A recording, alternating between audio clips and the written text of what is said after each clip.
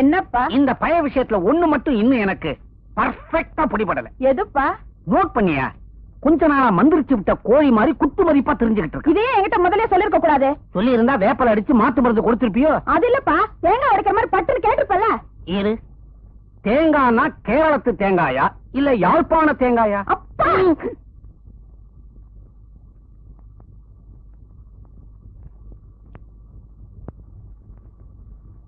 இந்தாங்க சார் உங்க துணி. உங்க மாமா எழுதின லெட்டர். எங்க மாமா தான் லெட்டர் எழுதினாரு. உனக்கு எப்படி தெரியும்? உங்களுக்கு உங்க மாமாவை தவிர வேற சொந்தக்காரங்களே கிடையாது. லெட்டர்னு ஒண்ணு வந்தா அவர்கிட்ட இருந்து தான் வரும். இத கண்டுபிடிக்கிறது உலகமாக அதிசயமா சார்? அம்மா தாயி, தெரியாம சொல்லிட்டேன், என்ன மன்னிச்சிடு. ஏ ராமு சார், எங்க அப்பாவுக்கு உங்க மேல ஒரு சின்ன சந்தேகம் இருக்கு. அது உண்மையா? ஏமா, உங்க அப்பா மேல எனக்கு ஒரு சந்தேகம் இருக்கு. அது உண்மையா? பாத்தீங்களா பாத்தீங்களா, பேச்ச மாத்துறீங்களே. இப்பதான் சார் எனக்கே உங்க மேல சந்தேகம் வருது. நீங்க எங்களுக்கெல்லாம் தெரியாம ஏதோ ஒரு உண்மைய மறைக்கிறீங்க. என்னைக்காவது ஒரு நாள் அதை கண்டுபிடிச்சு ஊர் ஃபுல்லா மைக் வச்சு சொல்ல போறேன். நீ சிரிக்காத, நல்லா இருக்காதுமா. நீ ஒரு மைக்கு, உனக்கு ஒரு மைக் தேவையா? நீ கொஞ்சம் வெளியே போறியா? நான் குளிக்கணும். குளிக்கிற பழக்கம் கூட உண்டா? ஏன், உங்களுக்கு அந்த பழக்கமே இல்லையா? நாங்க தினமும் குளிப்போம்.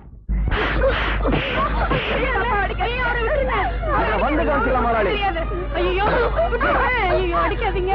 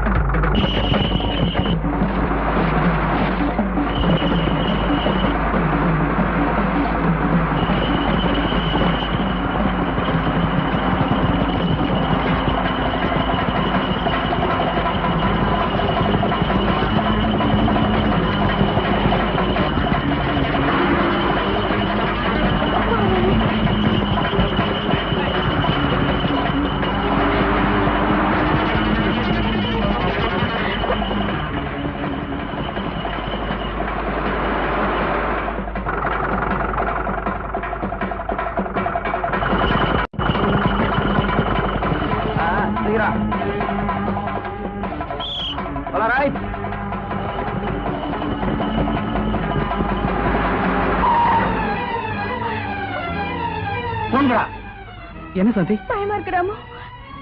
எங்க அப்பா வந்துட்டார். நான் அவர் கூடவே போயிடுறேன். நான் சொல்றது கேளு. சாந்தி, சாந்தி, சாந்தி.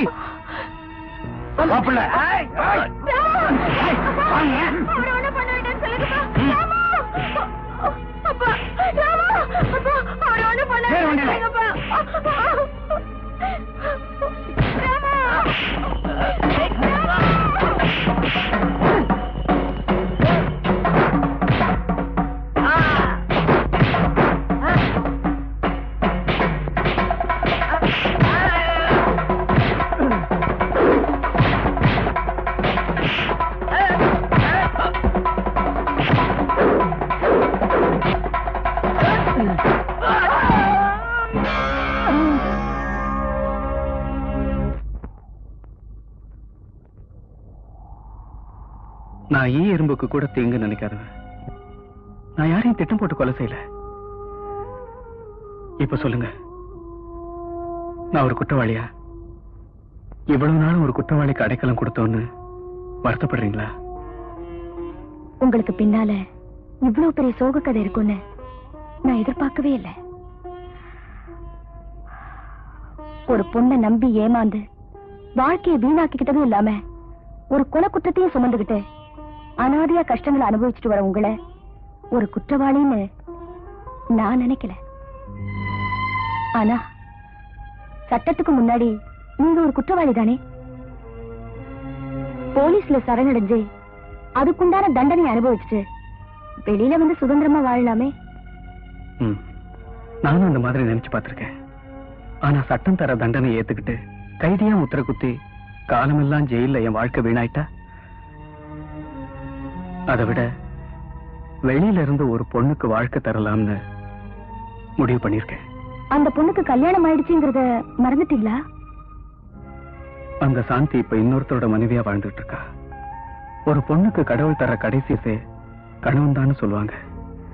அவ கணவனோட ரொம்ப சந்தோஷமா வாழ்ந்துட்டு இருக்கிற அந்த வாழ்க்கையில நான் குறுக்கிட வேண்டான்னு தான் ரொம்ப தூரம் விலகி வந்துட்டேன். அப்படின்னா என் வாழ்க்கையை தொலைச்ச இடம் ஒண்ணு, இப்போ என் வாழ்க்கையை தேடுற இடம் ஒண்ணு. நீங்க என்ன சொல்றீங்க? ஒரு பொண்ணு தலை நிறைய பூ வச்சு சுமக்கலாம், ஆனா காலமெல்லாம் நெஞ்சில வேதனையை சுமக்க கூடாது இல்லையா? நீங்க பேசுறதே எனக்கு புரியலையே. எந்த ஆதரவும் இல்லாம நிராதரவா தவிச்சுக்கிட்டு இருக்கிற ஒரு ஜீவனுக்கு புது வாழ்வு தரலான்னு இருக்கேன். பரவாயில்லையே, நல்ல எண்ணம் தான். அந்த பொண்ணு எந்த ஊரு? இந்த ஊர் தான். அந்த பொண்ணுக்கு உங்களை பத்தின எல்லா உண்மையும் தெரியுமா? சொல்லிட்டனே. அந்த பொண்ணு என்ன சொன்னுச்சு? நான் குற்றவாளி இல்லைன்னு சொன்னா. அப்போ கல்யாணத்தை பத்தி பேச வேண்டியதுதானே? கல்யாணத்தை பத்தி சொல்லலாம் தான் இருக்கேன், ஆனா சொல்ல தயக்கமா இருக்கு. இதுல என்ன தயக்கம்? நல்ல காரியத்தை ஒத்தி போடக்கூடாது. ஆமா, அந்த பொண்ணு யாருன்னு சொல்லவே இல்லையே.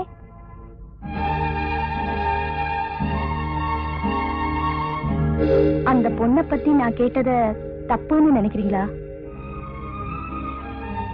உங்களுக்கு சொல்ல பிரியமில்லைன்னா பரவாயில்ல, வேண்டாம், விட்டுடுங்க. அந்த பொண்ணு நீங்கதான்.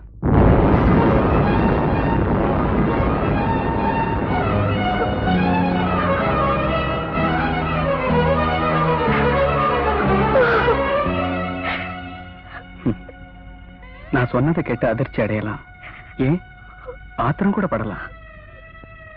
போலீஸுக்கு பயந்து இங்கந்திரமா வாழணுங்கிற எண்ணத்தோட நான் இந்த முடிவுக்கு வரல. நான் சொல்றதை கொஞ்சம் நிதானமா யோசிச்சு பாருங்க. சொந்தம் வந்தோன்னு சொல்லிக்க யாருமே இல்லாம இப்படி அனாதையா வாழ்ந்து காலத்தை கடத்தி அப்புறம் உங்களுக்கு ஏதாவது ஆயிடுச்சுன்னா கொஞ்சம் மீனாவோட எதிர்காலத்தை நினைச்சு பாருங்க. உங்களுக்கும் மீனாவுக்கும் நான் என் கண் மூடுற வரைக்கும் பாதுகாப்பா இருக்கணுங்கிற புனிதமான எண்ணத்தை தவிர வேற எந்த எண்ணமும் எனக்கு இல்லைங்க.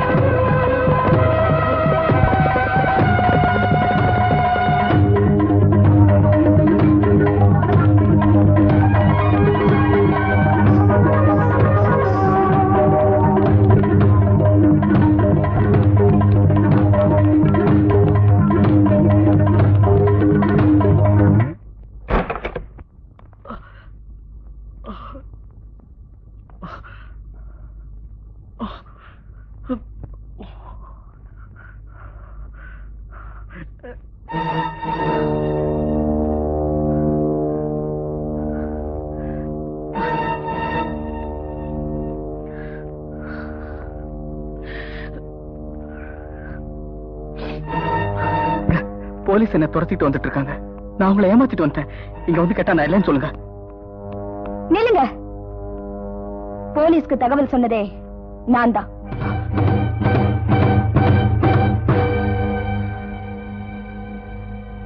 உண்மையாவ சொல்றீங்க?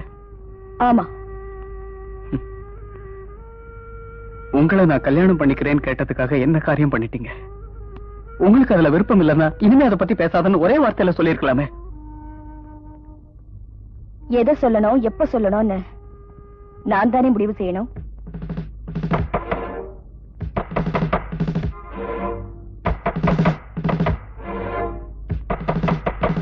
இப்ப நான் நினைச்சாலும் என்னால தப்பிச்சு போக முடியும்.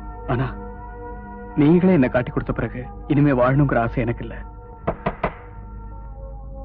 இவ்வளவு நாளா எனக்கு ஆதரவு கொடுத்ததுக்கு ரொம்ப நன்றிங்க. வரேன்.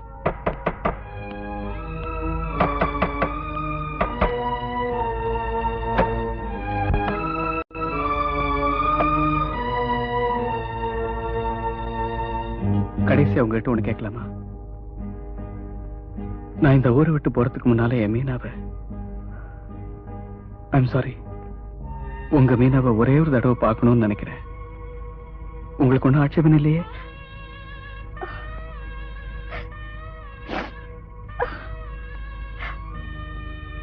நானே கூட்டிட்டு வரேன்.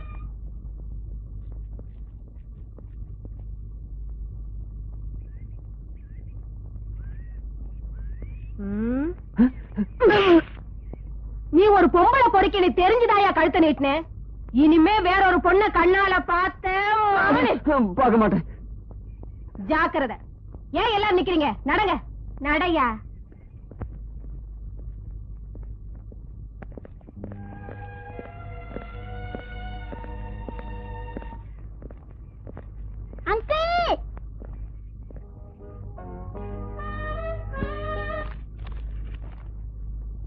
ஒரு குற்றவாளியாக இருந்து எங்களுக்கு பாதுகாப்பு கொடுக்க நினைப்பதை விட ஒரு நிரபராதியாக திரும்பி வந்து எங்களுக்கு பாதுகாப்பு கொடுப்பதுதானே நியாயம். அப்படி நீங்கள் திரும்பி வரும்போது உங்களுக்காக என் வீட்டு கதவு திறந்தே இருக்கும்.